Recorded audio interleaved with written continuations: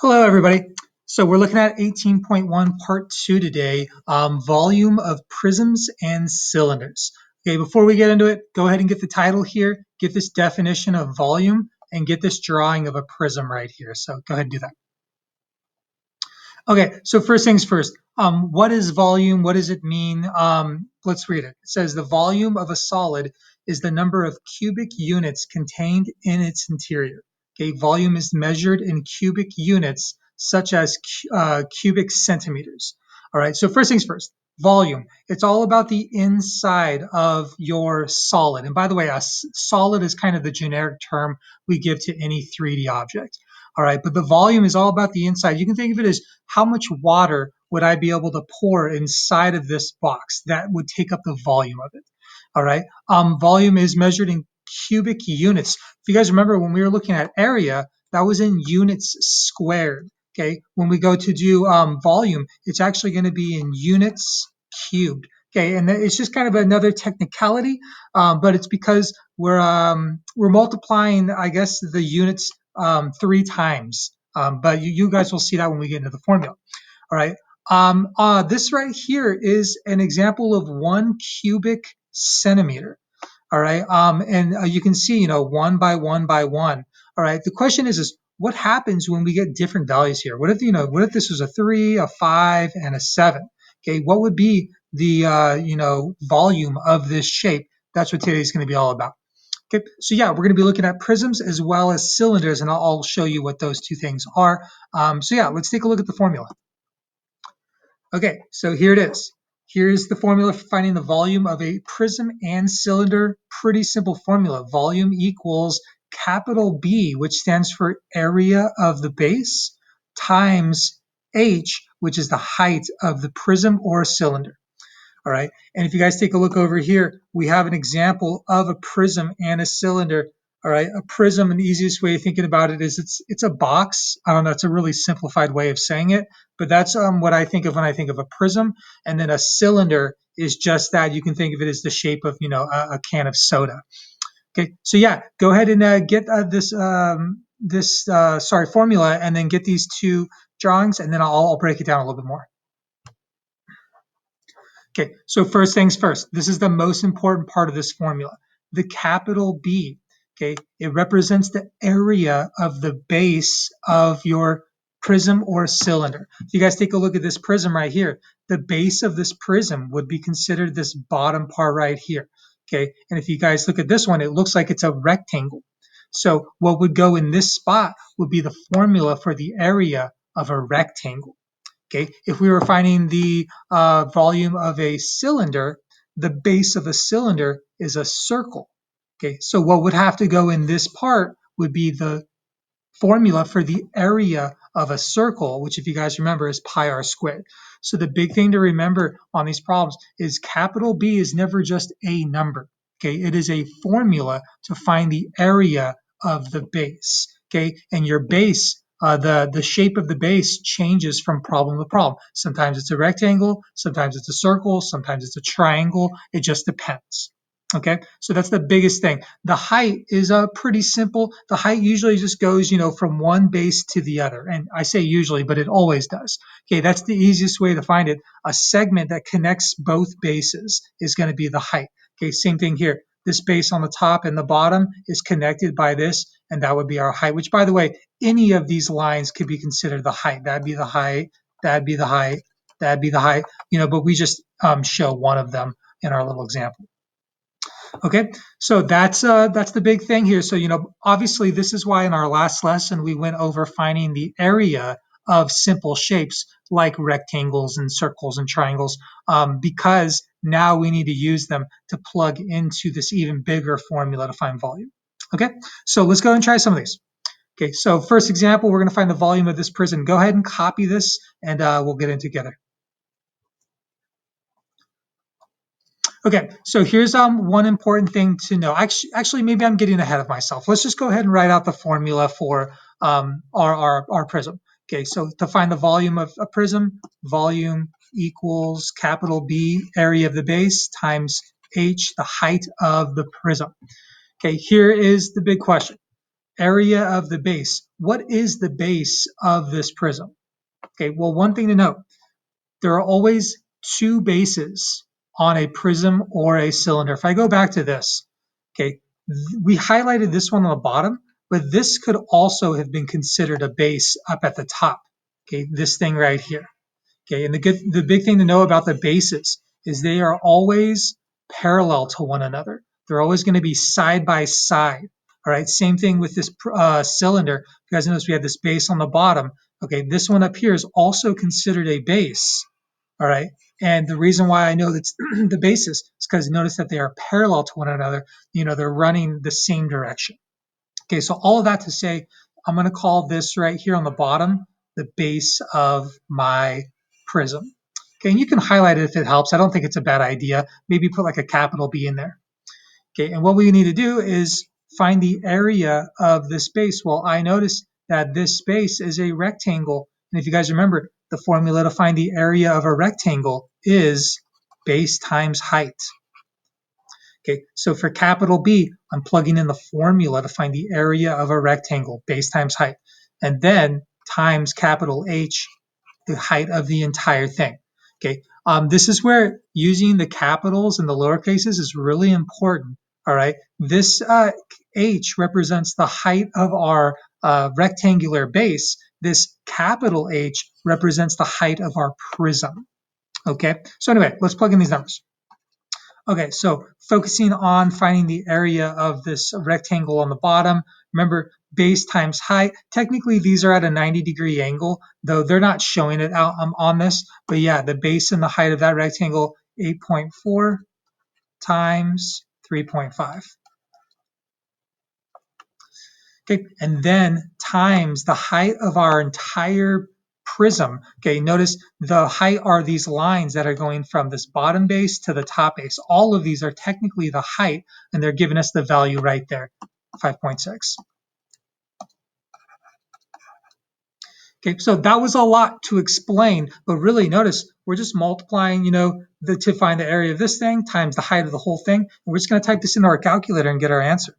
Okay, so 8.4 times 3.5, let's just start with that. 8.4 times 3.5, and then times 5.6. Oops, it dropped down automatically for me. So going back up, times 5.6, we're getting 29.4. Okay, so volume equals 29.4. Why does that seem wrong? That doesn't seem right, does it? The number's too small, isn't it? Oh, there it is. That's weird. So it's 164.64. Okay, sorry about that. I don't know where that number came from. Okay, and on these, we're going to round to the nearest tenths like we normally do. So 164.64, that 6 is going to stay as 6. Okay, last thing, volume is in units cubed. Our units are millimeters and then cubed. And there it is. Okay, and again, the idea is 164.6 cubic millimeters of, you can think of it as like water, would fill up this prism.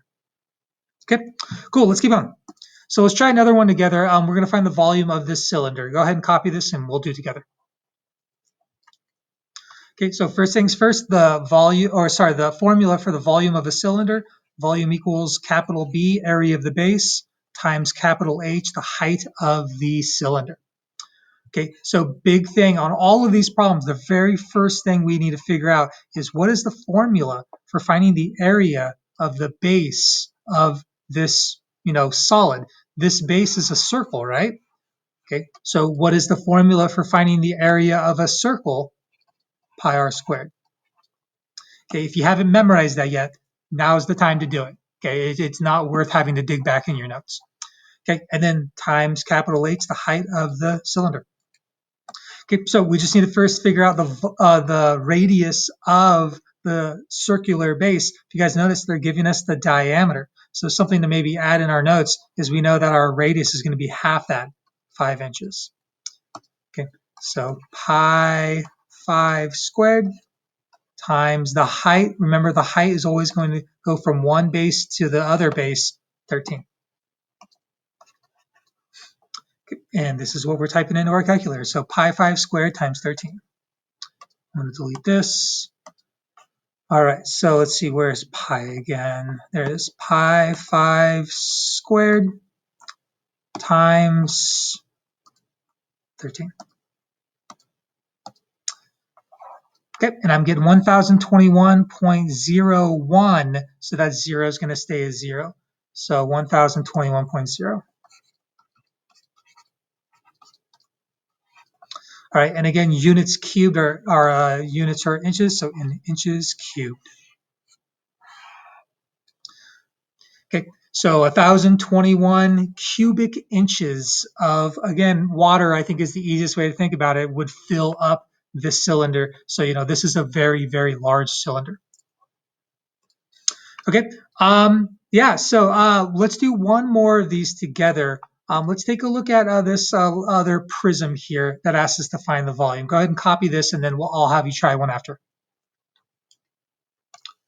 Okay, so again, first thing, volume equals capital B, area of the base, times capital H, height of my prism. Okay, here's where this one gets a little tricky. The area of the base. What is the base of this prism? Okay, here's maybe the first thing you might be thinking. The base is this thing on the bottom. Okay, the reason why that is not the base is because there is not another base up top that is parallel to it. The base doesn't always mean it's on the bottom. I'm looking for two sides of this prism that are parallel to one another. And if you guys notice, this triangle right here, if I were to highlight it, and this triangle right here would be considered the bases of this prism. Again, it's the reason why is because they are parallel to one another. All right, and that is always the thing. So the base on this prism is a triangle. Okay. Now that we realize that, what is the formula to find the area of a triangle? Okay, you guys remember from last lesson, that's 1/2 base times height. Okay, and then again, times capital H, the height of the entire prism. Okay, so let's plug our numbers in, make sure we get them in the right spots. So volume equals 1/2 base and height of my triangle. If you guys remember, base and height are always at that 90-degree angle, those segments that make that 90-degree angle. So I probably consider 9 the base of my triangle and 15 the height of my triangle. So 1/2 times 9 times 15. Okay, last thing, times the height of the prism. Okay, remember, the height of a prism is always the segments go from one base to another. And if you guys notice, this line connects this base and this base, which, by the way, this would also be considered the height, and this would also be considered the height. Okay, but that's, they give it in this spot. Okay, so the height of this prism is 12. All right, this problem, it's seemingly, I guess, simple, but there was a couple really important things to realize: that triangles are the bases. The area of a triangle is 1/2 base times height, getting our numbers in the right spots. Okay, so be really careful with these problems. Okay, so let's go ahead and put this in: 1/2 times 9 times 15 times 12. Oops. All right, so let's see, 1/2. Remember, when we do that, we want the cursor to come right here. Right there. So right next to it, times 9 times 12 times 15. Okay, it looks like we're getting 810. Oops, I put 12 in the wrong spot. I did 9 times 12 times 15. I don't think it's actually going to change my answer, but I'm going to go back and double check. Okay, so I'm going to go 9 times 15 times 12. Okay, and no, I'm still getting the 810. Okay, so volume equals 810 yards cubed. All right, so this triangle is extremely big, or I guess this prism. Okay, so that's the idea. Always start with this big formula. Always start with plugging in the formula for the area of whatever the base happens to be on your shape. So I'm going to have you guys go ahead and try this one out here and find the volume of this prism. Okay, start out with the volume equals capital B times capital H. Okay, and then from here, plug in the formula for the area of the base of this prism, and then times that. Okay, so this is kind of where I'm going to leave you. Go ahead and try this one out. All right, so first thing to realize, the base of this prism, I would probably consider this to be the base. Okay, just so you guys know, this has, these two bases that are parallel to one another. We could also consider these to be the bases. These are also two sides of our prism that are parallel to one another. Okay, but when we have that option, it really doesn't matter because you would get the right answer no matter what. I usually use the bottom of my shape as a sort of a default. Okay, but just so you know, if you thought it was this one and this one, you're not wrong, and you would still get the right answer. Okay, so first thing I realized, it's a rectangle. To find the area of a rectangle is just base times height. All right, so the base and the height of this rectangular base, I would probably consider 18 the base and 8 the height, times the height of the entire prism, which again is a segment that goes from one base to the other, 9. Okay, and then from here, 18 times 8 times 9.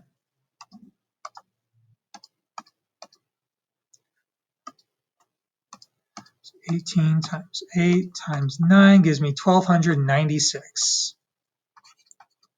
So 1,296, and our units are feet cubed. Okay, so we just have a couple more slides. These ones focus on what are called oblique shapes. All right, so go ahead, copy these directions, get this oblique cylinder, and I'll show you what's going on. Okay, so oblique just means that your shape, your prism or whatever is just tilted to the side. Okay, and really it does not change how we go about finding the volume. Okay, the volume of this cylinder is still going to be area of the base times height of the cylinder. Okay, hopefully you realize that the base of this cylinder is a circle, and to find the area of a circle, we do pi r squared. Okay, and then times the height of our cylinder here, which we can see outside of it, all right? But let's go ahead and plug in what we need to. So volume equals pi, the radius of our circle, we can see, even though, usually we look at the bottom one, this is also considered a base. Its radius is 4, so pi 4 squared. The height of our cylinder, remember, height is always still going to be at a 90-degree angle, and on this one, it just so happens that it's outside our cylinder, but 7 is still considered the height. Okay, so there it is. We have pi 4 squared times 7. Pi 4 squared, and then times 7. Again, 351.85. That 5 is going to round the 8 up to a 9. So 351.9.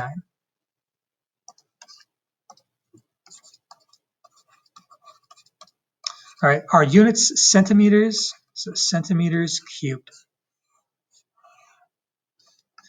All right, again, I want to point out, really simple steps, right? We found this very quickly. The big thing to realize was that we had a circular base, so we had to use the formula for the area of a circle in this capital B spot. I just really want to point that out because I'll still see kids that when they'll write this out, and then instead of pi r squared, they'll just put a 4 inside of here.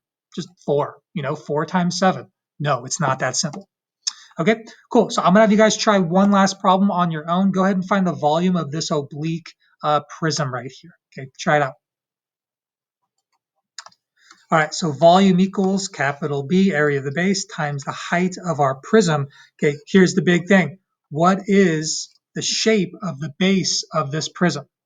Okay, well, I'm taking a look and I'm noticing that we have these two side lengths that are parallel to one another. All right. And, it's kind of nice because they're kind of sat on top of them. But yeah, there's one of my bases and there is another one of my bases. And yes, they are triangles. Okay. So what is the formula to find the area of a triangle? 1/2 base times height. Okay. And then don't forget times the height of the entire prism. Okay. So inside the parentheses, we have 1/2 the base and the height of my triangle are always at a 90-degree angle. It doesn't matter which you consider which, but I would probably consider 9 my base and 5 the height of that triangle. So 1/2 times 9 times 5. Okay, and then times the height of the entire prism, which again we can see right here going from the bottom of it to the top of it, or from one base to another, which is probably a better way of saying it, is an 8. Okay, so 1/2 times 9 times 5 times 8. So 1/2, reset my cursor, times 5 times 9 times 8. All right, I messed up 5 and 9, but it's fine. So, and I'm getting 180 degrees. Or not degrees, I'm used to saying 180 degrees. We're getting 180 units cubed, which is meters. Okay, so I would be able to fill up this oblique solid with 180 cubic meters of water. If you can imagine just 1 cubic meter of water, a meter, is almost 3 feet by 3 feet. This would be a huge solid right here. Okay, yeah, so that is finding the volume of these two types of solids. I hope you guys are starting to kind of get the idea with these. They're really not that tricky. As long as you understand this capital B part, I think everything kind of falls in place after that. All right, guys, so that's that. I'll see you.